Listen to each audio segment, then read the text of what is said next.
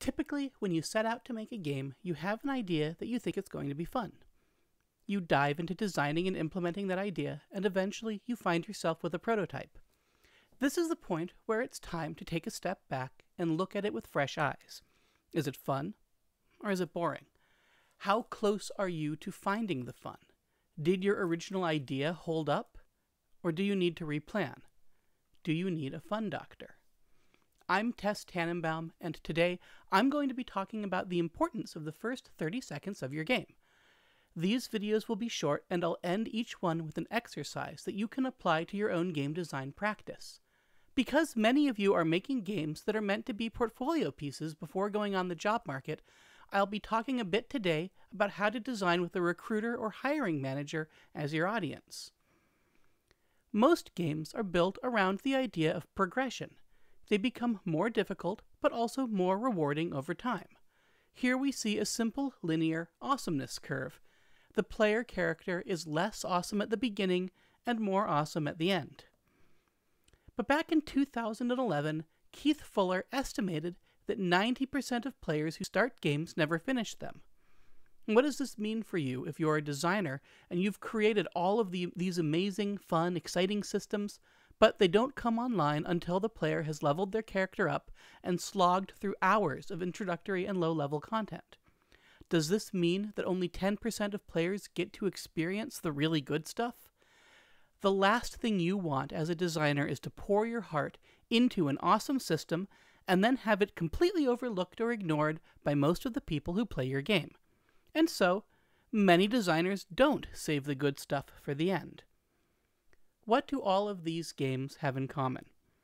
They all use a design pattern known as taste of power, or abilities. The abilities design pattern follows a different kind of awesomeness curve. The game opens with the player controlling a version of their character who is substantially leveled up. The player is given 10 to 20 minutes of gameplay with this super awesome version of the game. Then, in accordance with prophecy, something happens to snatch that power away. This might be a flashback or a fall from grace or some other narrative device. It kicks the player back down to level 1, at which point they progress as normal back up through the game. In practice, this means that everyone who starts the game immediately gets to experience the central fun that the designers intended right out of the gate. This is a useful pattern to consider, especially when making a game intended to go into your design portfolio. This is because you have very little time to convince a recruiter or hiring manager to pay attention to what you've done. With any portfolio piece, you have typically less than 30 seconds to get your player to care about your game. Now, game players aren't naive anymore, and they have nearly infinite choices about what to play. I have more games to play than I have time on this earth to play all of them. My Steam library has over 1,700 games in it, taunting me with hours of potential fun that I'll probably never get to have. So, if you are a successful game designer, you are rewarded by getting to compete with all of these games for the attention of your players. Congratulations. So, your game should be engaging and enjoyable from the moment you launch it, and it should spend the first 2 minutes only getting better. A portfolio game has very little time to capture a player's or a recruiter's attention. So, given the volume of people who want to work in the games industry, most recruiters have less than 3 minutes to spend on any given applicant. Some of that time is spent looking over the cover letter and resume, but most recruiters go to the portfolio and look for something to play. Typically, they will play your game for between 30 and 90 seconds, and will likely make a decision before the end of that time about whether or not to call you in for an interview. This is your window to capture their attention. And so, we're going to do a quick exercise. This is going to take multiple members of your team, so grab your collaborators on Discord or wherever, and get ready. Pause this video while you gather your team. Is everybody here? Good.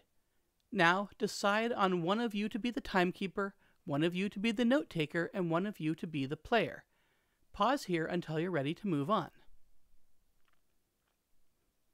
The timekeeper should set up a stopwatch using their phone or a PC. The note taker should be ready to write down time codes and other salient details. The player should be playing the game the way a typical new player would, which means forget all of your expertise as the game's designer and pretend as though you've never seen this game before. We are now going to create a time map of your game as an experience. Working together, have the player play your game, while the timekeeper and note taker keep track of what is happening and when. Your goal is to answer these questions. What does a player do during the first 30 seconds of your game? What do they do in the first minute? What do they do in the first 5 minutes? At what point does the player get to experience the awesome thing that you are pitching your game around? Did it happen in the first 30 seconds? If not, then you have a problem. You've probably already lost your recruiter. And so, this exercise is intended to help you fine-tune your design to rapidly onboard a player to your experience and hold their attention. Look over your map.